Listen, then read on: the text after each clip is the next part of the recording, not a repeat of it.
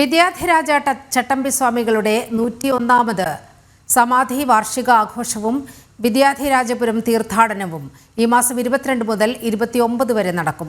ആലപ്പുഴ വള്ളികുന്നത്തെ വിദ്യാധിരാജപുരത്ത് നടത്തുന്ന ആഘോഷ പരിപാടിയിൽ ഉയർത്തുവാനുള്ള പതാക ചട്ടമ്പി സ്വാമികളുടെ ജന്മസ്ഥലമായ തിരുവനന്തപുരം കണ്ണമ്മൂലയിലെ ജന്മക്ഷേത്രത്തിൽ നിന്നും ഈ മാസം 22-ന് കൈമാറും.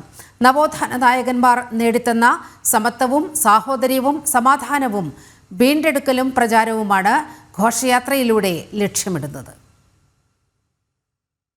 വിദ്യാധിരാജ ചട്ടമ്പി സ്വാമികളുടെ 101ാമത് സമാധി വാർഷികം വൈവിധ്യമാർന്ന പരിപാടികളോടുകൂടി ഈ മാസം 23 മുതൽ 29 വരെയുള്ള ദിവസങ്ങളിൽ നടക്കും. ആലപ്പുഴ വള്ളിക്കുന്നത്തെ വിദ്യാധിരാജപുരത്ത് നടക്കുന്ന ആഘോഷത്തിൽ ഉയർത്തുവാനുള്ള പതാക ചട്ടമ്പി സ്വാമിയുടെ ജന്മസ്ഥലമായ തിരുവനന്തപുരം കണ്ണമ്മൂലയിലെ ജന്മക്ഷേത്രത്തിൽ നിന്നും ഈ മാസം 22-ാം തീയതി രാവിലെ 9 മണിക്ക് ഘോഷയാത്രയായി കൈമാറും. ശ്രീ വിദ്യാധിരാജ ചട്ടമ്പി സ്വാമികളുടെ 101ാമത് സമാധി വാർഷികം വൈവിധ്യമാർന്ന പരിപാടികളോടെ 2025 ഏപ്രിൽ 23 മുതൽ 29 വരെ ആലപ്പുഴ വള്ളികുന്നത്തെ വിദ്യാധിരാജപുരത്ത് നടക്കും.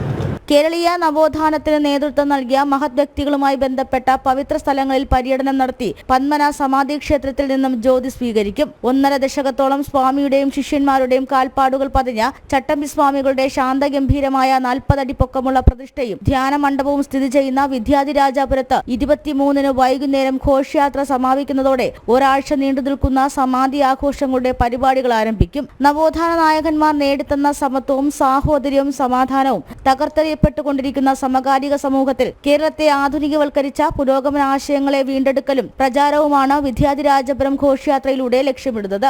ജനം, തിരുവനന്തപുരം.